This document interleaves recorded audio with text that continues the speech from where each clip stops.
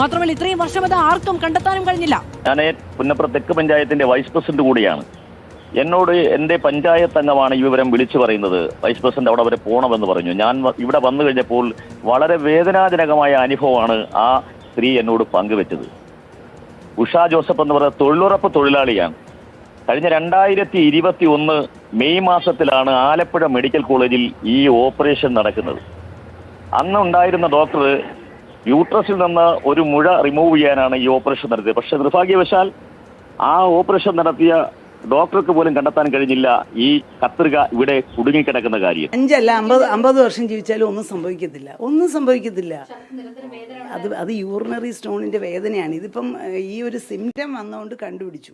Ultrasound ചെയ്തിട്ട് വരാൻ പാടില്ല, ഇൻസ്ട്രുമെന്റ് വരാൻ പാടില്ല എന്നുള്ളതിന് സംശയമില്ല. പക്ഷെ എന്തുകൊണ്ട് വന്നു എന്നുള്ളത് ഇപ്പം ഒരാളുടെ തലയിൽ കെട്ടിയ സിസ്റ്റത്തിലാണ് അതിന്റെ ഫെയിലിയർ. എന്തുകൊണ്ട് ബോർഡ് വെച്ച് എഴുതാനുള്ള സ്റ്റാഫില്ല. ഇതിന് ഉത്തരവാദികളായ ഡോക്ടർമാരെ നമ്മൾ വെറുതെ സംശയിക്കുകയും അവരെ കുറെ തെറിവിളിക്കുകയൊക്കെ ചെയ്തു.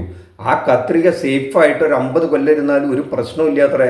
അതിലിപ്പോൾ ഏതാണ്ട് ഒരു 4-5 കൊല്ലം കഴിഞ്ഞിട്ടുള്ളൂ. ഇനിയുണ്ട് 10-45 കൊല്ലത്തോളം ബാക്കി. അത് അവിടെ ഇരുന്നോളൂ, സുഖമായി ഇരുന്നോളൂ. ഒരു ഓപ്പറേഷൻ കഴിഞ്ഞപ്പോൾ ഒരു കത്രികയല്ലേ, അത് അവിടെ എടുക്കാൻ മറന്നുപോയി. അത് യാതൊരു പ്രശ്നമില്ല എന്നാണ് ഇപ്പം ഡോക്ടർ തന്നെ പറയുന്നത്.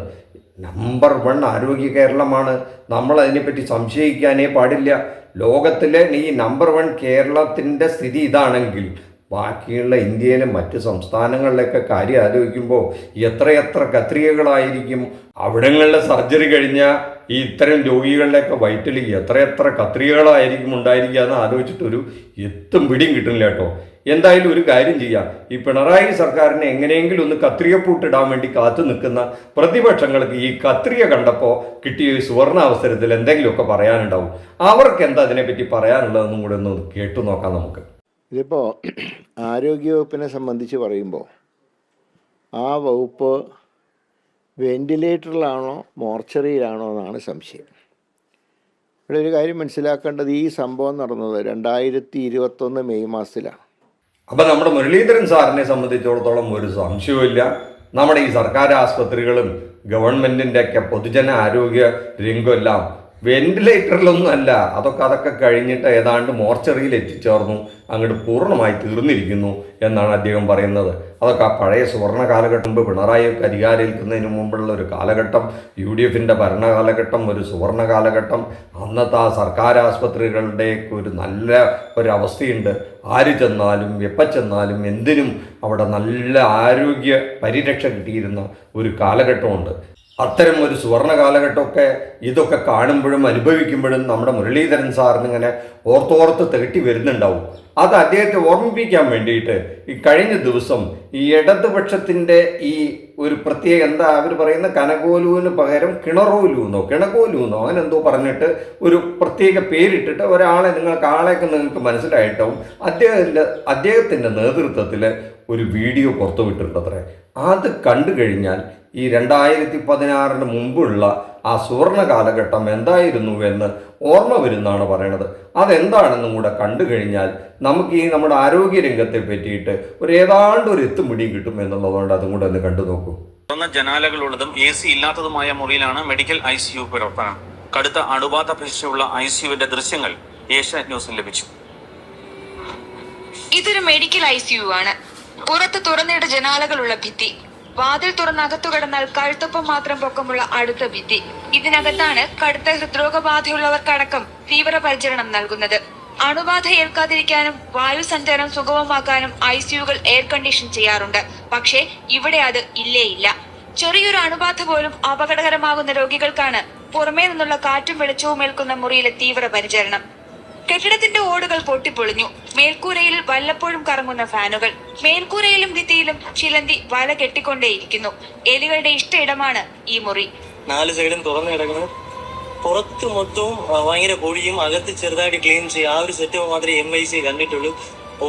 ഓടൊക്കെ പാകി ഒരു ICU എന്ന് പറയാൻ പറ്റില്ല. MICയിലോട്ട് വാളിലോട്ട് മാറ്റിയപ്പോ അന്നത്തെ ദിവസം എലിയിൽ ഒരു മാരകമായി കടിയേറ്റു. അങ്ങനെ ഇവിടെ കാഷ്വാലിറ്റി കൊടുത്തപ്പോ അവര് പറഞ്ഞത് ഡെയിലി ഓരോ ഇഞ്ചക്ഷൻ എടുക്കുന്നത്. ICUവിന്റെ ചുറ്റുപാട് കൊതുക് പെരുകുന്ന ഇടം. എല്ലാം കൂടി ഈ ICUവിന്റെ തീവ്രപരിചരണ വിഭാഗത്തിൽ സുഖം പ്രാപിച്ചാൽ അത് രോഗികളുടെ മഹാഭാഗ്യം. അപ്പം നമ്മുടെ മുരളീധരൻ സാറ് ഈ കാര്യമൊന്നും ഓർത്ത് കാണില്ല. 2016 മുമ്പ് ഇത്തരം റിപ്പോർട്ടുകളൊക്കെ മാധ്യമങ്ങൾ റിപ്പോർട്ട് ചെയ്തിരുന്നു എന്നൊന്നും ഓർക്കാതെ വെച്ച് തട്ടിയതാവാം. എന്തായാലും 2016 മുമ്പിലുള്ള സുവർണ കാലഘട്ടവും ഇങ്ങനെയൊക്കെ ആയിരുന്നു എന്നുള്ള കാര്യത്തിൽ നമുക്ക് സംശയമില്ല. ഇതില ഏട്ടൻ ബാവ ആര്, അനിയൻ ബാവ ആര് എന്ന് മാത്രമേ സംശയമുള്ളൂ. ഇങ്ങനെയൊക്കെ ആണെങ്കിലും കേരളത്തെ നമ്മൾ അങ്ങനെ എഴുത്തി കണ്ട കാര്യമൊന്നുമില്ല കേട്ടോ. മറ്റൊരു റിപ്പോർട്ടും കൂടെ നമുക്ക് കേട്ടു നോക്കാം. ദേശീയ ആരോഗ്യ സൂചികയിൽ കേരളം രാജ്യത്ത് 1-ാം സ്ഥാനത്ത്. നീതി ആയോഗ് തയ്യാറാക്കിയ പഠനത്തിലാണ് കേരളം 1-ാം സ്ഥാനത്ത്. ഏറ്റവും മോശം ആരോഗ്യ സംവിധാനമുള്ള സംസ്ഥാനം ഉത്തർപ്രദേശ് എന്നാണ് പട്ടികയിൽ പറയുന്നത്. അരുൺ ശങ്കർ വിവരങ്ങളുമായി ചേരുന്നു. അരുൺ, നേരത്തെയും കേരളം തന്നെയല്ലേ ദേശീയ ആരോഗ്യ പട്ടികയിൽ 1-ാം സ്ഥാനത്തുള്ളത്? തീർച്ചയായിട്ടും കേരളത്തെ സംബന്ധിച്ച് ഏറ്റവും അഭിമാനകരമായ ഒരു നേട്ടമാണ് 4ാമത്തെ ആരോഗ്യ സൂചികയിലും കൈവരിച്ചിരിക്കുന്നത്. 4ാമത്തെ ആരോഗ്യ സൂചികയിലും കേരളം 1-ാം സ്ഥാനത്ത് എത്തിയിരിക്കുകയാണ്. 2ാം സ്ഥാനം തമിഴ്നാടിനും 3ാം സ്ഥാനം തെലങ്കാനയ്ക്കുമാണ്. അതായത് ദക്ഷിണേന്ത്യൻ സംസ്ഥാനങ്ങളാണ് ആരോഗ്യ സൂചികയിൽ ഏറ്റവും മികച്ച പ്രകടനം കാഴ്ചവെച്ചിരിക്കുന്നത്. ഈ കേട്ടതൊരു അഭിമാനം കൊള്ളാവുന്ന വാർത്തയാണെങ്കിലും ആദ്യം കേട്ടതെല്ലാം ആ അഭിമാനത്തിലും നാണം കെട്ട് തലതാഴ്ത്തി നിൽക്കേണ്ട ഒരവസ്ഥ കൂടിയുണ്ട്.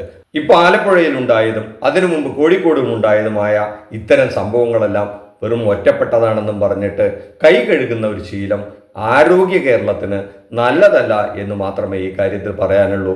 ഇതുമായി ബന്ധപ്പെട്ട എല്ലാവരും അത് ഓർത്താൽ നല്ലത്. അപ്പോൾ നമുക്ക് നമ്പർ 1 ആരോഗ്യ കേരളം എന്ന് പറഞ്ഞ് തലയുയർത്തി നിൽക്കുന്നതിൽ ഒരു അഭിമാനമുണ്ടാവും. ഇത്രയും പറഞ്ഞുകൊണ്ട് നിർത്തട്ടെ. നന്ദി, നമസ്കാരം. മറ്റൊരു വിഷയവുമായി മറ്റൊരു എപ്പിസോഡിൽ കാണുന്നവരെ താങ്ക് യു.